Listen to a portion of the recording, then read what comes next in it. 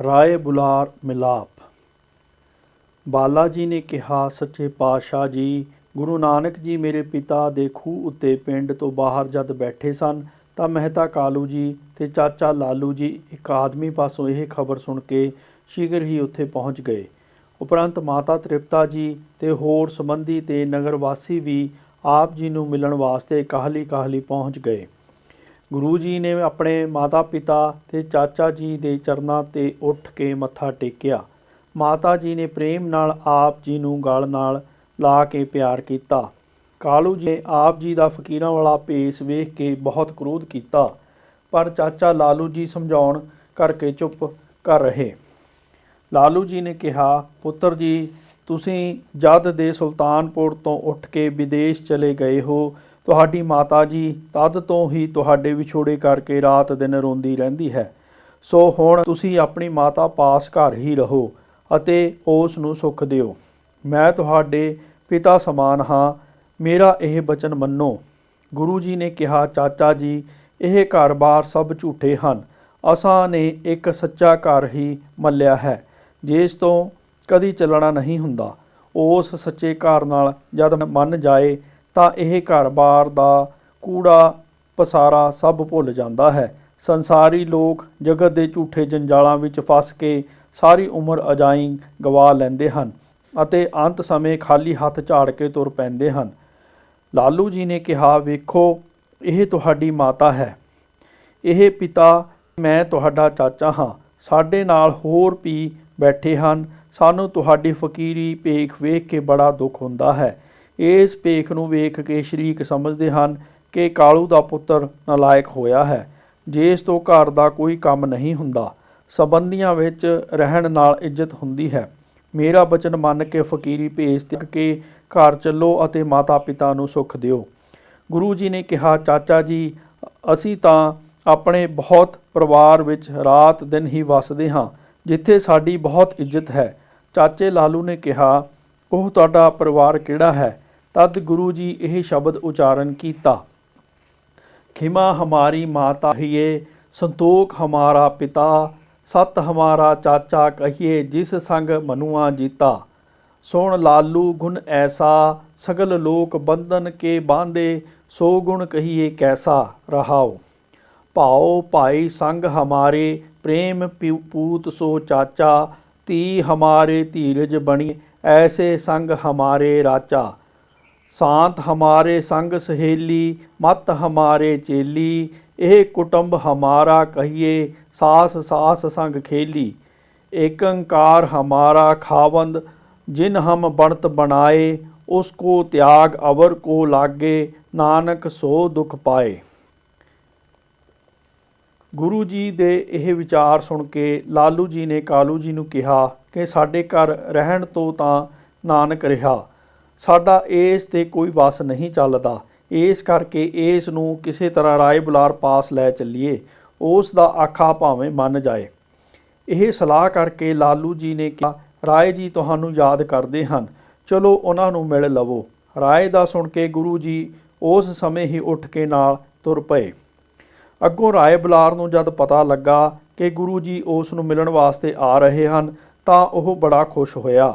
ਜਦ ਗੁਰੂ ਜੀ ਉਸ ਦੇ ਸਾਹਮਣੇ ਆ ਗਏ ਤਾਂ ਰਾਏ ਮੰਜੀ ਤੋਂ ਉੱਠ ਕੇ ਆਪ ਜੀ ਦੇ ਸਤਿਕਾਰਯੋਗ ਖੜਾ ਹੋਣ ਲੱਗਾ, ਪਰ ਗੁਰੂ ਜੀ ਨੇ ਕਿਹਾ, ਤੁਸੀਂ ਬੈਠੇ ਰਹੋ, ਤੁਹਾਡਾ ਬਿਰਧ ਸਰੀਰ ਹੈ।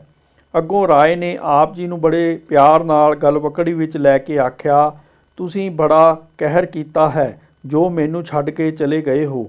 ਮੇਰੇ 'ਤੇ ਕਿਰਪਾ ਕਰੋ, ਮੇਰੇ ਮੋਹ ਬੰਧਨ ਕੱਟ ਦਿਓ। ਪਤਿਤਾਂ ਦਾ ਉਧਾਰ ਕਰਨਾ ਤੁਹਾਡਾ ਬਿਰਧ ਹੈ। ਮੇਰੀ ਵੀ ਮੋਹ ਫਾਸ ਕੱਟ ਕੇ ਪਾਰ ਉਤਾਰਾ ਕਰੋ। ਰਾਏ ਦੀਆਂ ਸ਼ਰਧਾ ਪ੍ਰੇਮ ਵਾਲੀਆਂ ਬੇਨਤੀਆਂ ਸੁਣ ਕੇ ਗੁਰੂ ਜੀ ਉਸ ਉੱਤੇ ਬਹੁਤ ਪ੍ਰਸੰਨ ਹੋ ਕੇ ਕਹਿਣ ਲੱਗੇ, ਰਾਏ ਜੀ, ਤੁਹਾਡਾ ਨਿਸ਼ਚਾ ਅਡੋਲ ਹੈ, ਤੁਹਾਡੇ ਉੱਤੇ ਖੁਦਾ ਦੀ ਬਖਸ਼ਿਸ਼ ਹੈ। ਤੁਸੀਂ ਸਦਾ ਹੀ ਸਾਡੇ ਨਾਲ ਰਹੋਗੇ ਅਤੇ ਅਮੋਲ ਕੰਦ ਪ੍ਰਾਪਤ ਕਰੋਗੇ। ਆਪ ਜੀ ਦੇ ਇਹ ਬਚਨ ਸੁਣ ਕੇ ਰਾਏ ਨੇ ਕਿਹਾ, ਮੇਰੀ ਇੱਕ ਬੇਨਤੀ ਪ੍ਰਵਾਨ ਕਰੋ ਕਿ ਤੁਸੀਂ ਮੇਰੇ ਪਾਸ ਹੀ ਰਹੋ ਤੇ ਮੈਂ ਤੁਹਾਡੀ ਸੇਵਾ ਕਰਕੇ ਨਿਹਾਲ ਹੋ ਜਾਵਾਂ। ਉਸ ਦੀ ਸ਼ਰਧਾ ਵੇਖ ਕੇ ਗੁਰੂ ਜੀ ਨੇ ਕਿਹਾ, ਰਾਏ ਜੀ, ਤੁਹਾਡਾ ਬਚਨ ਮੋੜਿਆ ਨਹੀਂ ਜਾਂਦਾ।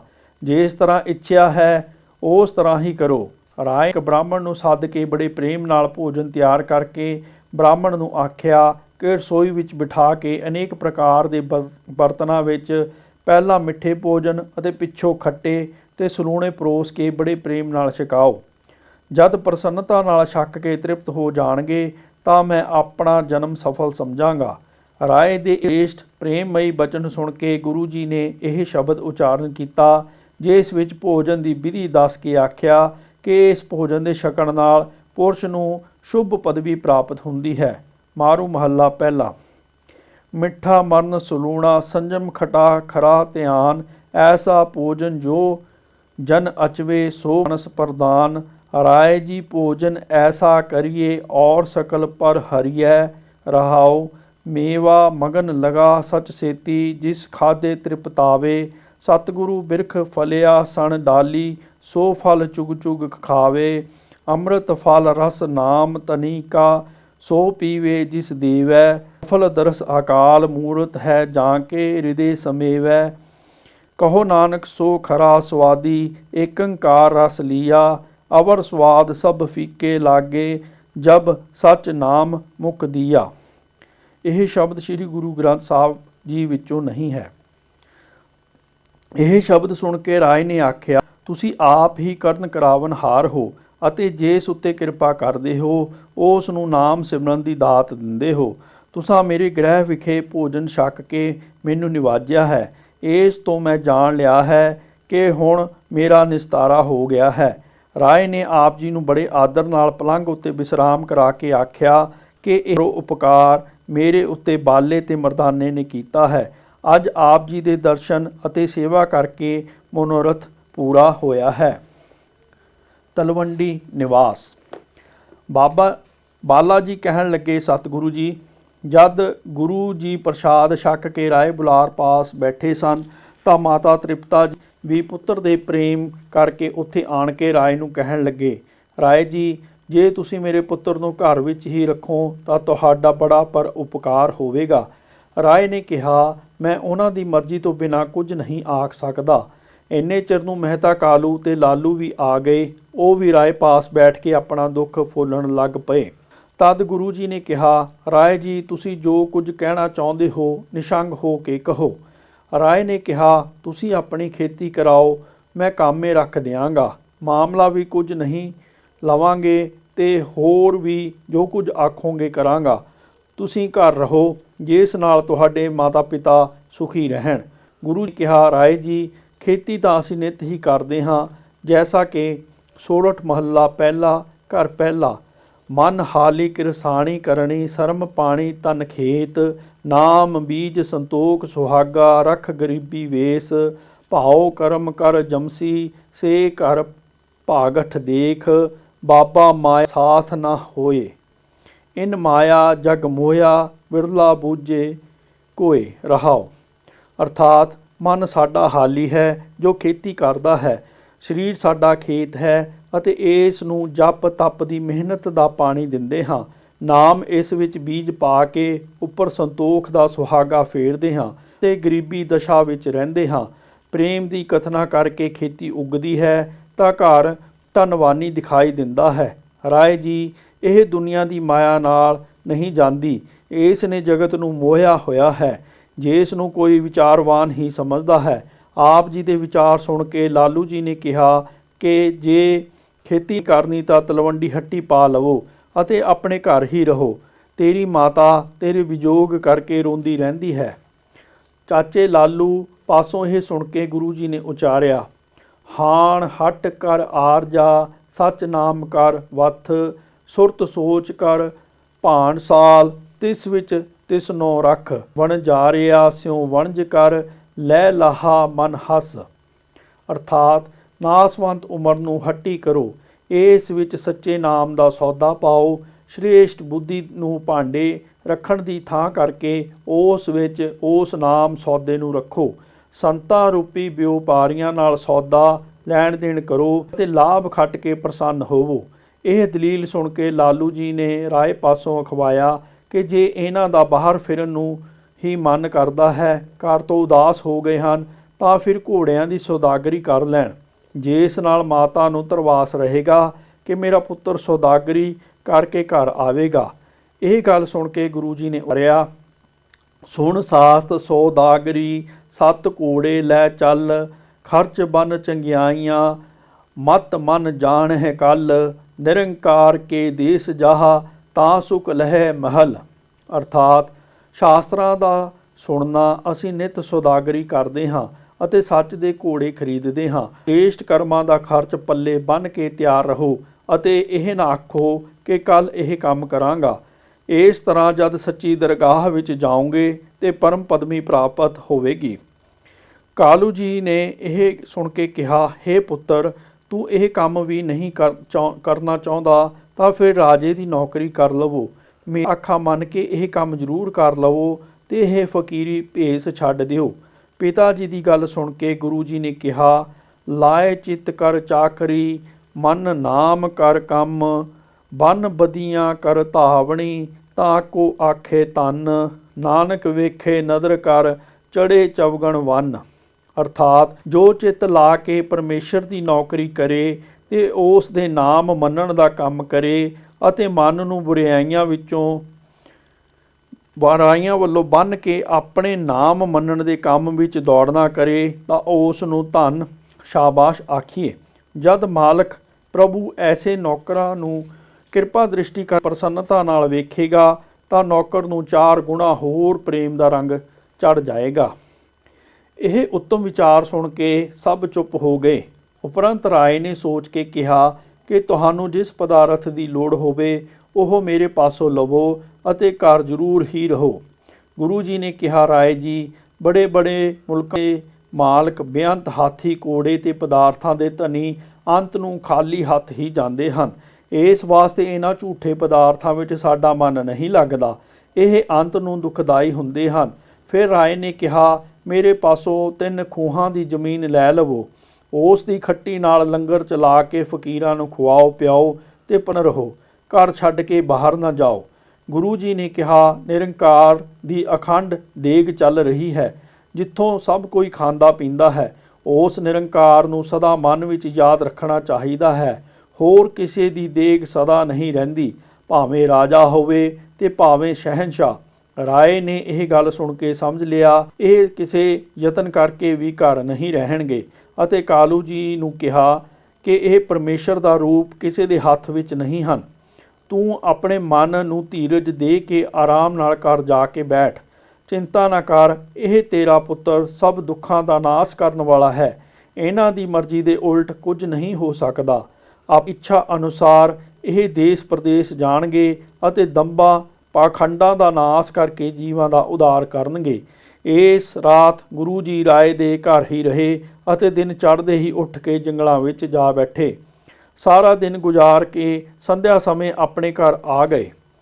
ਤਦ ਮਾਤਾ ਜੀ ਬਹੁਤ ਪ੍ਰਸੰਨ ਹੋਏ ਅਤੇ ਖੁਸ਼ੀ ਫੁੱਲੇ ਨਾ ਸਮਾਉਣ। ਮਾਤਾ ਜੀ ਨੇ ਪਾਸ ਬਿਠਾ ਕੇ ਕਿਹਾ, ਪੁੱਤਰ, ਜੋ ਮਨ ਆਵੇ ਖਾਓ ਪੀਓ ਤੇ ਘਰ ਹੀ ਰਹੋ। ਜੇ ਮਰਜ਼ੀ ਹੋਵੇ ਤਾਂ ਕੋਈ ਕੰਮ ਕਰਨਾ, ਨਾ ਹੋਵੇ ਤਾਂ ਨਾ ਕਰਨਾ। ਮੇਰੀਆਂ ਅੱਖਾਂ ਦੇ ਸਾਹਮਣੇ ਬੈਠ ਕੇ ਮੈਨੂੰ ਠੰਡ ਪਾਉਂਦੇ ਰਹੋ। ਮਹਿਤਾ ਕਾਲੂ ਜੀ ਨੇ ਕਿਹਾ, ਘਰ ਬੈਠ ਕੇ ਹੋਰ ਜੋ ਮਰਜ਼ੀ ਕਰੋ, ਪਰ ਇਹ ਫਕੀਰੀ ਬਾਣਾ ਉਤਾਰ ਦਿਓ। ਸਾਨੂੰ ਸ਼ਰੀਕ ਮਿਹਣੇ ਮਾਰਦੇ ਹਨ ਅਤੇ ਸਾਡੀ ਇੱਜ਼ਤ ਵਿੱਚ ਫਰਕ ਪੈਂਦਾ ਹੈ। ਗੁਰੂ ਜੀ ਸਭ ਕੁਝ ਸੁਣ ਕੇ ਚੁੱਪ ਕਰ ਰਹੇ। ਰਾਤ ਭੋਜਨ ਛਕ ਕੇ ਘਰ ਹੀ ਵਿਸਰਾਮ ਕੀਤਾ ਅਤੇ ਸਵੇਰੇ ਉੱਠ ਕੇ ਜੰਗਲ ਵਿੱਚ ਚਲੇ ਗਏ। ਇਸ ਤਰ੍ਹਾਂ ਕੁਝ ਦਿਨ ਗੁਰੂ ਜੀ ਰਾਤ ਨੂੰ ਘਰ ਆ ਜਾਂਦੇ ਅਤੇ ਦਿਨੇ ਜੰਗਲ ਵਿੱਚ ਜਾ ਬੈਠਦੇ। ਸਮਾਂ ਬਤੀਤ ਕਰਦੇ ਰਹੇ। ਇੱਕ ਦਿਨ ਰਾਏ ਨੇ ਬੇਨਤੀ ਕੀਤੀ ਕਿ ਹੁਣ ਮੈਂ ਬਹੁਤ ਬਿਰਧ ਹੋ ਗਿਆ ਹਾਂ, ਮੈਨੂੰ ਆਪਣਾ ਅੰਤ ਸਮਾਂ ਨੇੜੇ ਜਾਪਦਾ ਹੈ। ਇਸ ਕਰਕੇ ਆਪ ਕਿਰਪਾ ਕਰਕੇ ਮੈਨੂੰ ਗਿਆਨ ਦੀ ਬਖਸ਼ਿਸ਼ ਕਰੋ, ਜਿਸ ਨਾਲ ਮੇਰਾ ਜਨਮ ਮਰਨ ਮਿਟ ਜਾਵੇ। ਰਾਏ ਬੁਲਾਰ ਨੂੰ ਗਿਆਨ ਉਪਦੇਸ਼। ਬਾਲਾ ਜੀ ਨੇ ਕਿਹਾ, ਸੱਚੇ ਪਾਤਸ਼ਾਹ। ਗੁਰੂ ਜੀ ਨੇ ਰਾਏ ਦੀ ਬੇਨਤੀ ਸੁਣ ਕੇ ਪੁੱਛਿਆ, ਰਾਏ ਜੀ, ਤੁਹਾਨੂੰ ਹੰਗਤਾ ਮੋਹ ਮਾਇਆ ਦੀ ਪਕੜ ਕਿਸ ਚੀਜ਼ ਵਿੱਚ ਹੈ? ਰਾਏ ਨੇ ਕਿਹਾ, ਚੌਪਈ, ਮਮ ਬਨੇਤਾ ਮੇਰੇ ਸੁਤ ਨਾਤੀ, ਮਮ ਸੋਦਰ ਇਹ ਮੇਰੇ ਗਿਆਤੀ, ਨਾਮ ਬੁਲਾਰ ਵਿਖੇ ਮਮ ਹੰਤਾ, ਸੰਬੰਧਨ ਮਹਿ ਲਖੈ ਇਦੰਤਾ। ਗੁਰੂ ਜੀ ਨੇ ਕਿਹਾ, ਰਾਏ ਜੀ, ਇਹ ਜਿਹੜੇ ਸੰਬੰਧੀ ਤੇ ਇਸਤਰੀ ਪੁੱਤਰ ਹਨ, ਇਹਨਾਂ ਸਭਨਾਂ ਨੇ ਤਦੋਂ ਹੀ ਤੇਰੀ ਇਸ ਦੇਹੀ ਨੂੰ ਘਰੋਂ ਬਾਹਰ ਕੱਢ ਦੇਣਾ ਹੈ ਜਦੋਂ ਇਸ ਵਿੱਚੋਂ ਬੋਲਣ ਵਾਲਾ ਚੇਤਨ ਨਿਕਲ ਗਿਆ। ਇਹ ਹੰਗਤਾ ਸਭ ਬੰਧਨ ਰੂਪ ਹੈ। ਤੂੰ ਆਪ ਸਦਾ ਹੀ ਸ਼ੁੱਧ ਸਰੂਪ ਚੇਤਨ ਜਨਮ ਮਰਨ ਤੋਂ ਰਹਿਤ ਹੈ। ਨਾਮ ਰੂਪ ਤੇ ਰਹਿਤ ਸਦਾ ਇੱਕ ਰਸ ਬਾਲਕ ਜਵਾਨੀ ਤੇ ਬੁਢਾਪੇ ਦੀ ਅਵਸਥਾ ਤੋਂ ਬਿਨਾਂ ਹੈ। ਇਹ ਸੰਕਲਪ ਵਿਕਲਪ ਸਭ ਮੰਨਦੇ ਹਨ।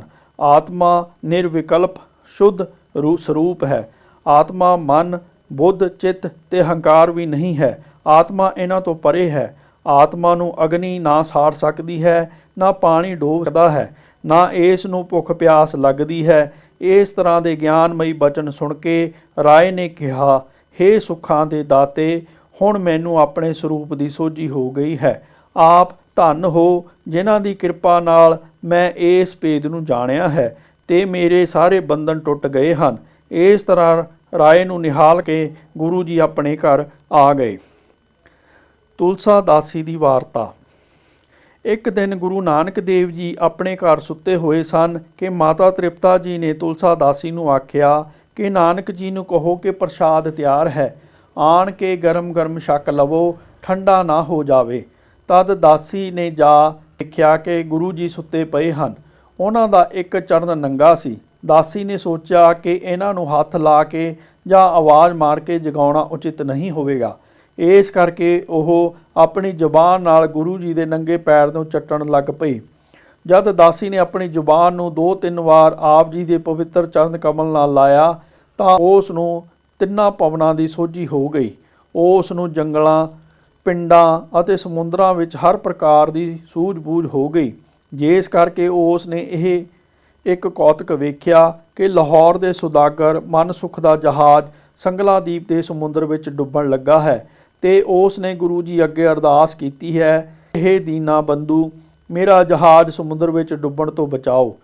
ਮਨਸੁਖ ਦੀ ਅਰਦਾਸ ਨੂੰ ਸੁਣ ਕੇ ਗੁਰੂ ਜੀ ਨੇ ਉੱਥੇ ਪਹੁੰਚ ਕੇ ਜਹਾਜ਼ ਨੂੰ ਬੰਨੇ ਲਾ ਦਿੱਤਾ। ਜਿਸ ਨੂੰ ਸਹੀ ਸਲਾਮਤ ਬੰਨੇ ਲੱਗਾ ਵੇਖ ਕੇ ਮਨਸੁਖ ਬੜਾ ਖੁਸ਼ ਹੋਇਆ। ਜਦ ਤੁਲਸਾ ਨੇ ਇਹ ਸਾਰਾ ਬਿਰਤਾਂਤ ਵੇਖਿਆ ਤਾਂ ਉਸ ਨੇ ਦੌੜ ਕੇ ਮਾਤਾ ਜੀ ਨੂੰ ਦੱਸਿਆ ਕਿ ਉਹ ਆਪਣੇ ਇੱਕ ਸਿੱਖ ਦਾ ਜਹਾਜ਼ ਜੋ ਸਮੁੰਦਰ ਵਿੱਚ ਡੁੱਬਣ ਲੱਗਾ ਸੀ ਬੰਨੇ ਲਾ ਰਹੇ ਹਨ। ਇਸ ਕਰਕੇ ਮੈਂ ਉਹਨਾਂ ਨੂੰ ਜਗਾਇਆ ਨਹੀਂ।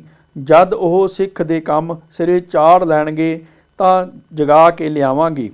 ਦਾਸੀ ਦੀ ਇਹ ਗੱਲ ਸੁਣ ਕੇ ਮਾਤਾ ਜੀ ਨੇ ਸਮਝਾਇਆ ਕਿ ਇਸ ਨੇ ਮੇਰੇ ਨਾਲ ਹਾਸਾ ਕੀਤਾ ਹੈ। ਇਸ ਵਾਸਤੇ ਉਹ ਗੁਰੂ ਜੀ ਨੂੰ ਜਗਾ ਕੇ ਲਿਆਏ ਅਤੇ ਪ੍ਰਸ਼ਾਦ ਛਕਾ ਕੇ ਪੁੱਛਿਆ, ਪੁੱਤਰ ਜੀ, ਤੁਹਾਡੀ ਇਹ ਲਟਬੌਰੀ ਦਸ਼ਾ ਵੇਖ ਕੇ ਤੁਲਸਾ ਨੌਕਰਾਣੀ ਵੀ ਮਸ਼ਕਰੀਆਂ ਕਰਦੀ ਹੈ। ਉਸ ਨੇ ਕਿਹਾ ਹੈ ਕਿ ਗੁਰੂ ਜੀ ਇੱਕ ਸਿੱਖ ਦਾ ਜਹਾਜ਼ ਪਾਰ ਲਾਉਣ ਵਾਸਤੇ ਗਏ ਹੋਏ ਹਨ।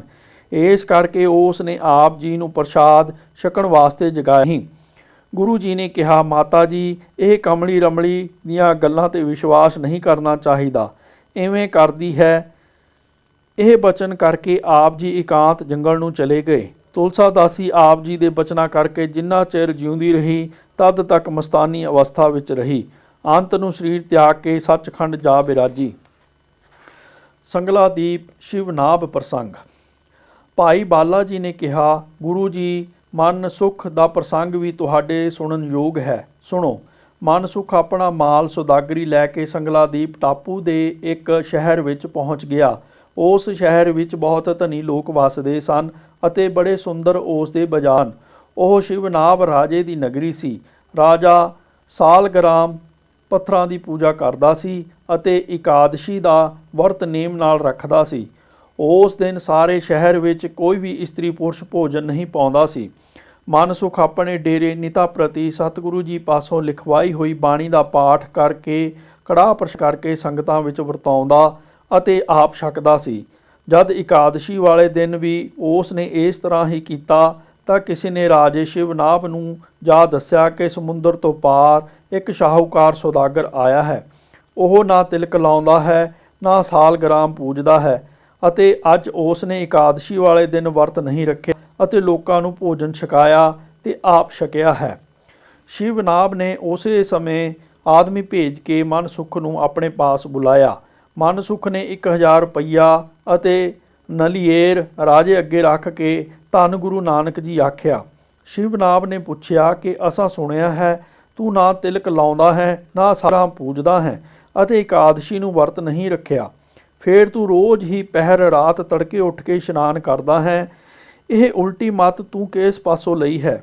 ਮਨਸੁਖ ਨੇ ਕਿਹਾ, ਮਹਾਰਾਜ, ਬ੍ਰਿਛ ਰੂਪੀ ਜਗਤ ਉੱਪਰੋਂ ਮੁਕਤ ਫਲ ਪ੍ਰਾਪਤ ਕਰਨ ਵਾਸਤੇ ਦੋ ਰਸਤੇ ਹਨ। ਇੱਕ ਕੀੜੀ ਵਾਂਗੂ ਜ਼ਮੀਨ ਤੋਂ ਸਹਿਜੇ ਸਹਿਜੇ ਉੱਪਰ ਚੜ੍ਹ ਕੇ ਅਤੇ ਦੇ ਪੰਛੀ ਵਾਂਗੂ ਉਡਾਰੀ ਮਾਰ ਕੇ ਤਤ ਛਿਨਹੀ। ਜਪ ਤਪ ਕੀੜੀ ਦੀ ਚਾਲ ਹਨ, ਜਿਨ੍ਹਾਂ ਨਾਲ ਬਹੁਤ ਸਮਾਂ ਲੱਗਦਾ ਹੈ, ਪਰ ਪੂਰੇ ਸਤਿਗੁਰੂ ਦਾ ਉਪਦੇਸ਼ ਪੰਛੀ ਦੀ ਉਡਾਰੀ ਸਮਾਨ ਹੈ, ਜਿਸ ਨਾਲ ਥੋੜ੍ਹੇ ਸਮੇਂ ਵਿੱਚ ਹੀ ਮੁਕਤ ਫਲ ਦੀ ਪ੍ਰਾਪਤੀ ਹੋ ਜਾਂਦੀ ਹੈ। ਤੁਸੀਂ 15ਵੇਂ ਦਿਨ ਇਕਾਦਸ਼ੀ ਰੱਖਦੇ ਹੋ, ਪਰ ਮਹਾਂਪੁਰਖਾਂ ਨੇ ਹੀ ਇਕਾਦਸ਼ੀ ਹੁੰਦੀ ਹੈ, ਜੋ ਸੰਜਮ ਨਾਲ ਸਰੀਰ ਦੇ ਨਿਰਵਾਹ ਮਾਤਰ ਖਾਂਦੇ ਤੇ ਪੀਂਦੇ ਹਨ। ਉਪਰੰਤ ਜਿਹੜੀ ਤੁਸੀਂ ਇਸ਼ਨਾਨ ਦੀ ਗੱਲ ਪੁੱਛੀ ਹੈ, ਉਸ ਦੇ ਸੰਬੰਧ ਵਿੱਚ ਸ਼ਾਸਤਰਾਂ ਵਿੱਚ ਲਿਖਿਆ ਹੈ ਕਿ ਜੇ ਕੋਈ ਪਹਿਰ ਰਾਤ ਰਹਿੰਦੀ ਇਸ਼ਨਾਨ ਕਰੇ, ਸੋਨੇ ਦਾ ਇੱਕ ਭਾਰ ਦਾਨ ਕਰਨ ਦੇ ਬਰਾਬਰ ਫਲ ਮਿਲਦਾ ਹੈ। ਜਿਹੜਾ ਚੱਕੜੀ ਰਾਤ ਰਹਿੰਦੀ ਇਸ਼ਨਾਨ ਕਰੇ, ਉਸ ਨੂੰ ਇੱਕ ਭਾਰ ਚਾਂਦੀ ਦਾਨ ਦਾ ਫਲ ਪ੍ਰਾਪਤ ਹੁੰਦਾ ਹੈ। ਜੋ ਇੱਕ ਘੜੀ ਰਹਿੰਦੀ ਇਸ਼ਨਾਨ ਕਰੇ, ਉਸ ਨੂੰ 1.25 ਮਣ ਦੁੱਧ ਦਾ, ਅਤੇ ਜਿਹੜਾ ਸੂਰਜ ਚੜ੍ਹਨ ਤੋਂ ਪਹਿਲਾਂ ਇਸ਼ਨਾਨ ਕਰੇ, ਉਸ ਨੂੰ ਮਣ ਭਰ ਜਲ ਦਾਨ ਕਰਨ ਦਾ ਫਲ ਮਿਲਦਾ ਹੈ। ਪਰੰਤੂ ਜਿਹੜੇ ਸੂਰਜ ਚੜ੍ਹੇ ਇਸ਼ਨਾਨ ਕਰਦੇ ਹਨ, ਉਹ ਦੇਹੀ ਨੂੰ ਹੀ ਸਾਫ਼ ਕਰਦੇ ਹਨ, ਹੋਰ ਉਹਨਾਂ ਨੂੰ ਕੋਈ ਫਲ ਪ੍ਰਾਪਤ ਨਹੀਂ ਹੁੰਦਾ। ਸੋ ਜੇਕਰ ਮੈਂ ਪਹਿਰ ਰਾਤ ਰਹਿੰਦੀ ਉੱਠ ਕੇ ਇਸ਼ਨਾਨ ਕਰਦਾ ਹਾਂ, ਤਾਂ ਕੋਈ ਪਾਪ ਨਹੀਂ ਕਰਦਾ।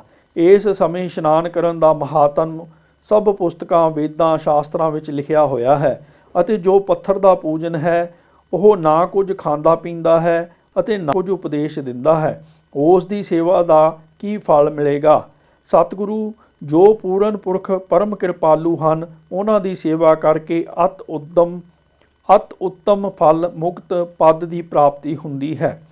ਸਤਿਗੁਰੂ ਜੀ ਨੇ ਕਲਯੁਗ ਦੇ ਜੀਵਾਂ ਦਾ ਉਦਾਰ ਕਰਨ ਵਾਸਤੇ ਅਵਤਾਰ ਧਾਰਿਆ ਹੈ, ਜਿਨ੍ਹਾਂ ਨੇ ਅਪਾਰ ਕਿਰਪਾ ਕੇ ਮੈਨੂੰ ਮੁਕਤੀ ਪ੍ਰਾਪਤੀ ਦਾ ਰਸਤਾ ਪੰਛੀ ਦੀ ਉਡਾਰੀ ਵਾਂਗੂ ਦੱਸ ਦਿੱਤਾ ਹੈ। ਮਨ ਸੁਖ ਦੇ ਸੱਚੇ ਹਿਰਦੇ ਵਿੱਚੋਂ ਸ਼ਰਧਾ ਅਤੇ ਪ੍ਰੇਮ ਨਾਲ ਨਿਕਲੇ ਹੋਏ ਇਹ ਬਚਨ ਸ਼ਿਵਨਾਭ ਦੇ ਹਿਰਦੇ ਵਿੱਚ ਇਉਂ ਅਸਰ ਕਰ ਗਏ, ਜਿਵੇਂ ਭਾਰ ਨਾਲ ਲੱਦੀ ਹੋਈ ਗੱਡੀ ਪੋਲੀ ਜ਼ਮੀਨ ਵਿੱਚ ਧੱਸ ਜਾਂਦੀ ਹੈ। ਉਸ ਨੇ ਮਨ ਸੁਖ ਨੂੰ ਪੁੱਛਿਆ, ਤੇਰਾ ਐਸਾ ਗੁਰੂ ਕੌਣ ਹੈ? ਮਨ ਸੁਖ ਨੇ ਦੱਸਿਆ, ਮੇਰੇ ਗੁਰੂ ਨਾਨਕ ਜੀ ਹਨ, ਜੋ ਪਰਮੇਸ਼ਰ ਦੇ ਅਵਤਾਰ ਹਨ ਅਤੇ ਕਲਯੁਗ ਦੇ ਲੋਕਾਂ ਦੀ ਆਪਣੇ ਹਿੱਤ ਉਪਦੇਸ਼ ਦੁਆਰਾ ਕਲਿਆਣ ਕਰ ਦਿੰਦੇ ਹਨ। ਉਹਨਾਂ ਦੇ ਦਰਸ਼ਨ ਕਰਕੇ ਹੀ ਉਹਨਾਂ ਦੇ ਪਰਮ ਗੁਣਾਂ ਦਾ ਪਤਾ ਲੱਗ ਸਕਦਾ ਹੈ। ਰਾਜੇ ਨੇ ਇਹ ਬਚਨ ਸੁਣ ਕੇ ਬੜੇ ਪ੍ਰੇਮ ਤੇ ਸ਼ਰਧਾ ਨਾਲ ਬੇਨਤੀ ਕੀਤੀ ਕਿ ਮੈਨੂੰ ਵੀ ਆਪਣੇ ਗੁਰੂ ਦਰਸ਼ਨ ਕਰਾਓ। ਆਪਣਾ ਸੌਦਾ ਵੇਚ ਕੇ ਛੇਤੀ ਵਾਪਸ ਚੱਲੋ ਤੇ ਮੈਨੂੰ ਆਪਣੇ ਨਾਲ ਲੈ ਚੱਲੋ। ਮਨ ਸੁਖ ਨੇ ਕਿਹਾ, ਰਾਜਾ ਜੀ, ਕਾਹਲੀ ਨਾ ਕਰੋ। ਗੁਰੂ ਜੀ ਅੰਤਰਜਾਮੀ ਘਟ ਘਟ ਦੇ ਜਾਣਨਹਾਰ ਹਨ। ਜੇ ਤੁਸੀਂ ਸੱਚੇ ਹਿਰਦੇ ਨਾਲ ਉਹਨਾਂ ਨੂੰ ਯਾਦ ਕਰੋਗੇ ਤਾਂ ਉਹ ਤੁਹਾਨੂੰ ਇੱਥੇ ਹੀ ਆਣ ਕੇ ਦਰਸ਼ਨ ਦੇਣਗੇ। ਰਾਜੇ ਨੇ ਕਿਹਾ, ਮੈਨੂੰ ਉਹਨਾਂ ਦਾ ਸਰੀਰਕ ਚਿਹਨ ਚੱਕਰ ਸਮਝਾਓ, ਜਿਸ ਦਾ ਧਿਆਨ ਧਰ ਕੇ ਮੈਂ ਉਹਨਾਂ ਨੂੰ ਯਾਦ ਕਰਾਂ। ਮਨਸੁਖ ਨੇ ਗੁਰੂ ਜੀ ਦੇ ਸਰੂਪ ਦਾ ਵਰਣਨ ਕਰਕੇ ਅਤੇ ਘਰ-ਬਾਰ ਦਾ ਸਾਰਾ ਪਤਾ ਰਾਜੇ ਨੂੰ ਲਿਖਾ ਦਿੱਤਾ। ਉਪਰੰਤ ਮਨਸੁਖ ਨੇ ਜਦ ਆਪਣਾ ਸਾਰਾ ਮਾਲ ਵੇਚ ਲਿਆ ਤੇ ਦੇਸ਼ ਨੂੰ ਵਾਪਸ ਜਾਣ ਵਾਸਤੇ ਤਿਆਰ ਹੋਇਆ ਤਾਂ ਰਾਜੇ ਨੇ ਕਿਹਾ, ਤੇਰੇ ਇੱਥੇ ਰਹਿਣ ਨਾਲ ਸਤਸੰਗ ਹੋ ਜਾਂਦਾ ਸੀ, ਹੁਣ ਮੇਰੀ ਅਭਿਲਾਖਾ ਕਦੋਂ ਤੱਕ ਪੂਰਨ ਹੋਵੇਗੀ? ਮਨਸੁਖ ਨੇ ਕਿਹਾ, ਰਾਜਾ ਜੀ, ਤੁਸੀਂ ਧੀਰਜ ਰੱਖੋ, ਗੁਰੂ ਜੀ ਛੇਤੀ ਹੀ ਦਰਸ਼ਨ ਦੇਣਗੇ। ਮਨਸੁਖ ਦੇ ਤੁਰ ਜਾਣ ਪਿੱਛੋਂ ਰਾਜਾ ਅੱਠੇ ਪਹਿਰ ਬਹਿੰਦਾ, ਉੱਠਦਾ, ਸੌਂਦਾ ਤੇ ਜਾਗਦਾ ਗੁਰੂ ਜੀ ਦੇ ਦਰਸ਼ਨਾਂ ਦੀ ਤਾਂਘ ਵਿੱਚ ਸਮਾਂ ਬਤੀਤ ਕਰਨ ਲੱਗਾ। ਦਰਸ਼ਨਾਂ ਦੀ ਤਾਂਘ ਨਾਲ ਕਈ ਵਾਰ ਉਹ ਖਾਣਾ ਪੀਣਾ ਵੀ ਭੁੱਲ ਜਾਂਦਾ ਤੇ ਦਰਸ਼ਨ ਪਿਆਸੇ ਨੇਤਰਾਂ ਵਿੱਚੋਂ ਜਲ ਵਗਦਾ ਰਹਿੰਦਾ। ਜੈਸਾ ਕਿ ਭਾਈ ਸੰਤੋਖ ਸਿੰਘ ਜੀ ਲਿਖਦੇ ਹਨ, ਚੌਪਈ, ਪ੍ਰੇਮ ਆਧਾਰ ਜੀਵਨਾ ਜਹ ਕੋ ਲੋਚਨ ਚਲਤ ਰਹਿਤ ਜਲ ਤਹ ਕੋ ਕਿਤੇਕ ਦਿਵਸ ਅਸ ਭਾਂਤ ਬਿਤਾਏ ਜਹ ਕੇ ਜਾਗੇ ਭਾਗ ਸੁਹਾ। ਤਲਵੰਡੀ ਤੋਂ ਤੁਰਨਾ। ਭਾਈ ਬਾਲਾ ਕਹਿਣ ਲੱਗਾ, ਹੇ ਸਤਿਗੁਰੂ, ਜਦ ਸ਼ਿਵਨਾਭ ਰਾਜਾ ਗੁਰੂ ਦਰਸ਼ਨਾਂ ਦੇ ਪ੍ਰੇਮ ਰੰਗ ਵਿੱਚ ਰੰਗਿਆ ਗਿਆ ਤਾਂ ਕਈ ਪੇਖੀ ਫਕੀਰ ਆਪਣਾ ਨਾਨਕ ਨਾਮ ਰੱਖ ਕੇ ਰਾਜੇ ਦੇ ਨਗਰ ਵਿੱਚ ਪਹੁੰਚ ਗਏ ਅਤੇ ਲੋਕਾਂ ਨੂੰ ਆਪਣਾ ਨਾਮ ਪ੍ਰਗਟ ਕਰਕੇ ਸੁਣਾਉਂਦੇ। ਜਦ ਰਾਜੇ ਨੂੰ ਪਤਾ ਲੱਗਦਾ ਕਿ ਨਾਨਕ ਨਾਮ ਦਾ ਫਕੀਰ ਆਇਆ ਹੈ ਤਾਂ ਉਹ ਉਸ ਦੇ ਪਾਸ ਮਿਲਣ ਵਾਸਤੇ ਆਉਂਦਾ, ਪਰ ਜਦ ਉਸ ਦੇ ਪਾਸ ਬੈਠ ਕੇ ਆਪਣੇ ਮਨ ਦੇ ਸ਼ੰਕੇ ਪੁੱਛਦਾ ਤਾਂ ਉਹ ਗਿਆਨਹੀਨ ਕੁਝ ਦੱਸ ਨਾ ਸਕਦਾ। ਫਿਰ ਰਾਜੇ ਨੇ ਐਸੇ ਫਕੀਰਾਂ ਦੇ ਪਰਖਣ ਵਾਸਤੇ ਇੱਕ ਹੋਰ ਢੰਗ ਸੋਚਿਆ।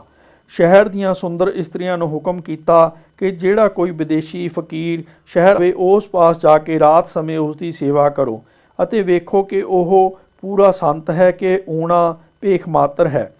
ਜਦ ਕਿਸੇ ਨੂੰ ਪੂਰਾ ਨਿਰਣੇ ਕਰ ਲਵੋ ਤਾਂ ਆਣ ਕੇ ਦੱਸਣਾ।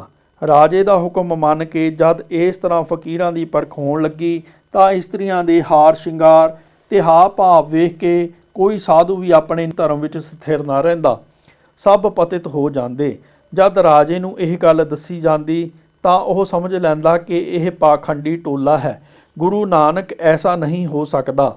ਐਸੀਆਂ ਸੋਚਾਂ ਸੋਚ ਕੇ ਕਿ ਪਤਾ ਨਹੀਂ ਉਸ ਪੂਰਨ ਗੁਰੂ ਨਾਨਕ ਦੇ ਮੈਨੂੰ ਕਦੀ ਦਰਸ਼ਨ ਹੋਣਗੇ ਕਿ ਨਹੀਂ, ਰਾਜਾ ਠੰਡੇ ਸਾਹ ਲੈਂਦਾ, ਜਿਸ ਨਾਲ ਉਹਦੀਆਂ ਅੱਖਾਂ ਵਿੱਚੋਂ ਆਪਣੇ ਆਪ ਹੀ ਬਿਰਹੋ ਦਾ ਨੀਰ ਵਗਣ ਲੱਗ ਪੈਂਦਾ। ਇਸ ਤਰ੍ਹਾਂ ਜਦ ਰਾਜੇ ਦੇ ਤੀਬਰ ਪ੍ਰੇਮ ਨੇ ਖਿੱਚ ਪਾਈ ਤਾਂ ਗੁਰੂ ਜੀ ਜੰਗਲ ਵਿੱਚ ਬੈਠੇ ਸਾਨੂੰ ਕਹਿਣ ਲੱਗੇ, ਚਲੋ ਭਾਈ ਬਾਲਾ ਤੇ ਮਰਦਾਨਾ ਸੰਸਾਰ ਦੀ ਯਾਤਰਾ ਕਰੀਏ। ਕਿਤੇ ਪਾਪੀ, ਕਿਤੇ ਧਰਮਾਤਮਾ, ਕਿਤੇ ਸੁਖੀ ਤੇ ਕਿ ਦੁਖੀ ਅਨੇਕ ਪ੍ਰਕਾਰ ਦੇ ਲੋਕ ਵਸਦੇ ਹਨ, ਉਹਨਾਂ ਨੂੰ ਵੇਖੀਏ। ਆਪ ਜੀ ਦੇ ਪਵਿੱਤਰ ਬਚਨ ਸੁਣ ਕੇ ਮਰਦਾਨੇ ਨੇ ਕਿਹਾ, ਸੱਚੇ ਪਾਤਸ਼ਾਹ, ਜਿੱਧਰ ਚੱਲੋਗੇ ਅਸੀਂ ਵੀ ਤੁਹਾਡੇ ਪਿੱਛੇ ਤੁਰ ਪਵਾਂਗੇ। ਫਿਰ ਮੈਂ ਵੀ ਹੱਥ ਜੋੜ ਕੇ ਆਖਿਆ ਕਿ ਮੈਨੂੰ ਵੀ ਆਪਣੇ ਨਾਲ ਹੀ ਰੱਖਣਾ, ਪਿੱਛੇ ਨਾ ਛੱਡ ਜਾਣਾ। ਮੇਰੀ ਇਹ ਬੇਨਤੀ ਸੁਣ ਕੇ ਗੁਰੂ ਜੀ ਪ੍ਰਸੰਨ ਹੋਏ। ਉਪਰੰਤ ਜਦ ਸੰਧਿਆ ਹੋਈ ਤਾਂ ਆਪ ਆਪਣੇ ਘਰ ਆ ਗਏ। ਮੈਂ ਮਾਤਾ ਤ੍ਰਿਪਤਾ ਜੀ ਨੂੰ ਕਿਹਾ, ਮਾਤਾ ਜੀ, ਗੁਰੂ ਜੀ ਕਿਸੇ ਦਸ਼ਾ ਬਾਹਰ ਜਾਣ ਵਾਸਤੇ ਤਿਆਰ ਹਨ। ਅਸੀਂ ਵੀ, ਮੈਂ ਤੇ ਮਰਦਾਨਾ, ਉਹਨਾਂ ਨਾਲ ਹੀ ਜਾਣਾ ਹੈ। ਸਾਡੀ ਉਹਨਾਂ ਨਾਲ ਬਹੁਤ ਪ੍ਰੀਤੀ ਹੈ। ਜਦ ਇਹ ਖਬਰ ਗੁਰੂ ਜੀ ਦੇ ਮਾਤਾ ਪਿਤਾ ਨੂੰ ਹੋਈ ਤਾਂ ਉਹਨਾਂ ਨੂੰ ਬਹੁਤ ਚਿੰਤਾ ਲੱਗ ਗਈ ਤੇ ਖਾਣਾ ਪੀਣਾ ਭੁੱਲ ਗਿਆ। ਮਾਤਾ ਪਿਤਾ, ਚਾਚਾ ਲਾਲੂ ਜੀ ਸਾਰੇ ਮਿਲ ਕੇ ਰਾਏ ਪਾਸ ਜਾ ਕੇ ਕਹਿਣ ਲੱਗੇ ਕਿ ਨਾਨਕ ਜੀ ਨੂੰ ਜਿਸ ਤਰ੍ਹਾਂ ਵੀ ਹੋ ਸਕੇ ਘਰ ਹੀ ਰੱਖੋ, ਉਹ ਬਾਹਰ ਵਿਦੇਸ਼ ਜਾਣ ਵਾਸਤੇ ਤਿਆਰ ਹੋ ਰਹੇ ਹਨ। ਰਾਏ ਜੀ ਨੇ ਆਪਣਾ ਨੌਕਰ ਉਮੀਦਾ ਭੇਜ ਕੇ ਗੁਰੂ ਜੀ ਨੂੰ ਆਪਣੇ ਪਾਸ ਸੱਦ ਭੇਜਿਆ। ਗੁਰੂ ਜੀ ਸ਼ੀਘਰ ਹੀ ਉਮੀਦੇ ਨਾਲ ਚੱਲ ਕੇ ਰਾਏ ਪਾਸ ਪਹੁੰਚ ਗਏ। ਰਾਏ ਨੇ ਕਿਹਾ, ਤੁਹਾਡੇ ਮਾਤਾ ਪਿਤਾ ਜੀ ਤੁਹਾਡਾ ਵਿਦੇਸ਼ ਜਾਣਾ ਸੁਣ ਕੇ ਬਹੁਤ ਵਿਆਕੁਲ ਹਨ। ਤੁਸੀਂ ਬਾਹਰ ਨਾ ਜਾਓ, ਉਹਨਾਂ ਪਾਸ ਘਰ ਹੀ ਰਹੋ, ਜਾਂ ਉਹਨਾਂ ਨੂੰ ਵੀ ਗਿਆਨ ਦਿਓ ਅਤੇ ਤੁਹਾਡੇ ਵਿਛੋੜੇ ਨੂੰ ਵਿਛੋੜਾ ਨਾ ਸਮਝਣ ਤੇ ਨਾ ਹੋਣ। ਗੁਰੂ ਜੀ ਨੇ ਕਿਹਾ, ਰਾਏ ਜੀ, ਹੁਣ ਬਾਹਰ ਜਾਣ ਦਾ ਹੀ ਸਾਡਾ ਕੰਮ ਹੈ।